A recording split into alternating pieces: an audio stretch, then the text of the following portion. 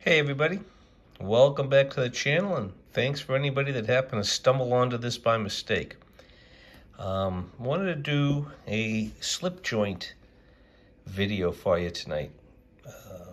Again, preface this by saying I am no expert at lighting, at videography, and at the knowledge on these knives. I'm just a guy who likes knives and likes collecting them and using them and all that stuff. I buy a lot, I don't sell a lot. I kind of keep what I get and use the stuff. So anyway, these are some things I've amassed over the last bunch of years. There's a couple missing, I'm sure. I have a real old one that my grandfather gave me, and I can't find it, and I'm really bummed out. It's around somewhere, it'll show up. So, anywho, let's start at the top here and work our way down. This one was a gift. I did a favor for somebody, and I told them I like pocket knives, and they found this in I don't know whether it was an antique store or whatever. It's nothing too special. It's made by Imperial. Imperial, I'm sure you've heard of them. They have a bunch of different knives, and the quality is, okay, entry level. Let's be honest. The steel is just so-so. The manufacturing is, whatever. But this one, that makes it special, is that, and we're just coming after St. Patrick's Day here, is that this one is from Ireland. Or it says anyway, Imperial Ireland. And this is the Trapper version. So you've got a nice clip point blade. And this sharpened up pretty good. I sharpened it. Took a nice edge. I don't think it's going to last too long, but you got that. Then you've got a sheep's foot blade here for draw cuts. And then you have to get down to what Stockmen do by taking care of their animals is sometimes you have to castrate them, and that's what the spay blade is for. It's dull up on the top here. Sharp, has a nice little belly to it, but this gets business taken care of, and without the chance of cutting things you don't want to cut. I think people that are, skin animals and whatnot, this works out kind of good for them too. Again, nothing special about these just plastic covers on there. A little badge is trying to imitate some famous brand, I'm sure, but okay, so that's that one. Coming down, we get into a brand name, a Made in America case.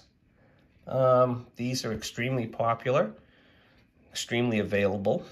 These are relatively new. There's a way to date these. I'm not exactly sure. Let me see, which one is it? Maybe this one? No, this one. I think it's the main blade here. Clip point. So you can see this is some little dots there, and they start at the beginning of the decade, and depending on what logo you have here, the case logo, how it's printed, that tells you what decade it is. And then for every dot there's 10 dots, for every less dot than 10, you subtract that, and that gives you the year. But it's a nice little numbering system, and this is, again, another Trapper model. This one is made out of, I believe it's their CV steel, if you can see the little CV there. That stands for chrome vanadium, which is a type of carbon steel, I believe. And they also have a whole numbering system to tell you how many blades, what style number it is, what pattern number. Look it up. There's some really knowledgeable people out there that'll tell you about it. But again, they take a decent edge, and like this is the knife your grandpa or uncle probably had, and peeled apples, and they're not heavy-duty knives. They're pocket knives for day-to-day stuff, but they come in a whole plethora of cover colors here. This is kind of a popular yellow Delrin, but they've got bone, they've got all kinds of materials, so stag handles and so on. But you know, these start off around the $30, $40 mark and go up into the hundreds depending on what they are. You have to be careful on fit and finish. These came from a Ace hardware store, and they're readily picked up everywhere. So if you can handle one, that's your best bet. Now, this is another case. Looks very similar to the one I just showed you. This is called the Trapper. There's 2 blades to it, clip point, and then you have a much larger spay blade. And even though I'm not castrating any animals, this is good for whittling and a bunch of other little chores that cutting. Some people save this blade as their food blade, and they use the main clip point blade here for their day-to-day tasks. Now this one is actually carbon. So first you can see the number of dots on there and so on and so forth to tell you the year. I don't know. But then when you take out this one, it has the USA, that 3207. Again, there's a whole numbering system. 3 for the color of the handle, type of handle, 2 with 2 blades, and the 07 is this pattern number, this 2-blade trapper. And the CS stands for carbon steel, and I'm pretty sure it's like a 1095. So that'll patina. This one will patina as well. Here's one more case for you while we're on the cases. Let me get on your case. This is a single blade. This is called the Sodbuster. This is the Sodbuster Junior. So they make this one that is, you know, like a 3-inch blade. Very nice. I carry this quite a bit. It's a nice knife to keep in pocket and works good. They've got this little logo on there of a plow horse, actually an old style plow that would bust the sod. And it's just a work knife, and none of these have locks on them. You can get them. Case is starting to make these with locks and so on, but again, black Delrin, nice brass liners and so on. And sorry, I hit it pretty good on the fit and finish in all these. So again, they sharpen up nice, and this one is stainless steel, I'm pretty sure. Hold on, let's see. Yeah, the SS stands for stainless steel. Okay, it's a whole neat little hobby. These, again, not a ton of money, so you can get into it and have quite a variety of nice knives. Okay, now let's jump over to the other side. We'll start at the bottom since we're talking about these Sodbuster styles. Now, this is a full-size Sodbuster style, if you will. But this is made by a company called Rough Rider. And they're kind of, you know, doing what all the foreign companies are doing to American companies. They're coming in and kicking ass. They're making a good product at a very, these things go in the teens. You really want to get into these styles of knives, this is a way to get in extremely inexpensive. I think Smoky Mountain Knife Works actually owns Rough Rider, but they have this, and if you can't tell, this little brass piece here is the lock. So when you open this one, it's a nice big blade. You can get a lot done with this, and it locks in with this, this liner lock right here. So again, the steel is not the greatest. It's kind of like this. You're getting like a 440A, I think, steel. But the fit and finish is pretty nice. And they do a good job. Smooth, everything's nice. I've used this a little bit. It's a little bit big for me to carry. It's like a weekend thing. I'll put this in my pocket on the weekend when I know I'm going to be working around the house or going out in the yard or going around the woods or something like that. So, Rough Rider. So that's one of their knives that I have. Then, this is another Rough Rider. I think they call this the Swayback. And you can see the back of it sweeps up a little bit here. This had this micarta kind of finish. This one's blue. It comes in a couple different colors if I'm not mistaken. Got a little hole for a lanyard. I like a lanyard every now and then. And you pull it open. And I wanted this because it was a Warncliffe blade. Again, this is a great Taskmaster. Beautiful for draw cuts, and again, it's sharp. Has a little swedge on the top there, false edge or whatever you want to call it. And feels great in the hand. Really nice. Beautiful fit and finish. And again, I think this knife was $18 or $19. You can get them at Amazon, so on and so forth, and they're good. Again, inexpensive stainless steel blades, but a good way to get in. Okay, now we're taking a walk down memory lane. Don't mind my Porsche keychain here. This is, I carry it once in a while, but not a lot. This was actually my father-in-law's knife that he got when he was in the Marines, or in the service at some point in the Marine. He was a Marine still. He passed away, but he was. You got a nice, beautifully, this is what they call jigged bone, if I'm not mistaken. Case has a ton of these jigged bone handles. But this was given to a lot of the soldiers in World War II. This is original. And to find one in this condition, he was nice enough to pass this on to me. And I treat it with a lot of respect because it's beautiful. So you've got a main blade, kind of a spear point. And this is all carbon. You can see the patina on it. And it's sharp. When I cut stuff with it, it takes a nice edge. Then you got, okay, I'm going to have some trouble. This is, let me see if I can get this out. No. But you got your, it's almost like the Swiss Army knife. It's got the can opener screwdriver. There we go.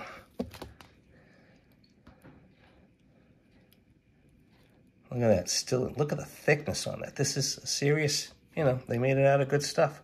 Good stock. Okay, then over here, you have your can opener. You gotta get your can of beans. I think they called this the lobster claw. But you'd put that in, you know, pierce the can and then wrench it around, and that would open up your can of food. So you could manja. All right, and we'll close that. And then the last thing they have is the, where am I? Behind the camera. How do you guys do this that do it so good? Ugh. I don't know if I'm gonna get this one out. This one's like tight. I don't have any nails. Bad habit. There's an awl in here, a punch, whatever you want to call it, a reamer. Oh, shoot. Wish I could get out. Well, anyway, it's nice. It works good. So there's a beautiful old vintage knife. I mean, this has got to be from the 40s, I'm guessing. And fortunately, he kept it in great condition. And I'm going to do my very best to keep it for the next generation. Just look at that. Really, really nice, man. I don't know who made it. Wait a minute. Camillus. I'm pretty sure. Take it back. Let's get in there. So, can you read that?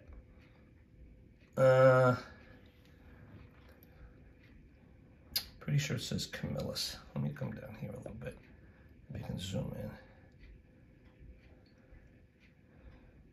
in. Okay. You're going to have to take my word for it. Maybe it doesn't say Camillus. Hold on. It says Camillus from New York. All right, there's that one. And then this, wait till you see this monster. Okay, this, oops, hold on, was made by a company called, I should have done better preparation on this, sorry. What the heck is it?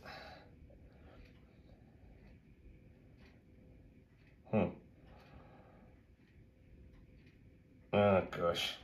Sheffield. They're from Sheffield, England, whoever they are.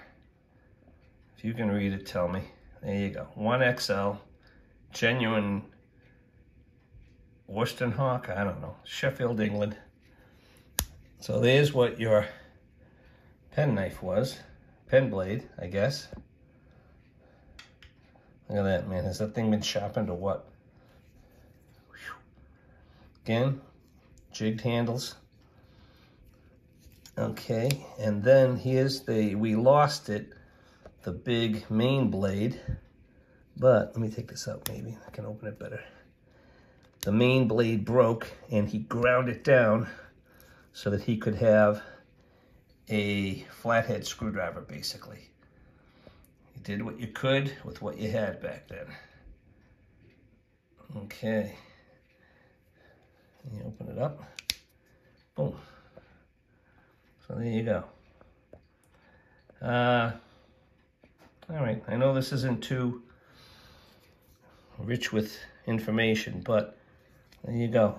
A handful of old knives. Let me see if this closes better.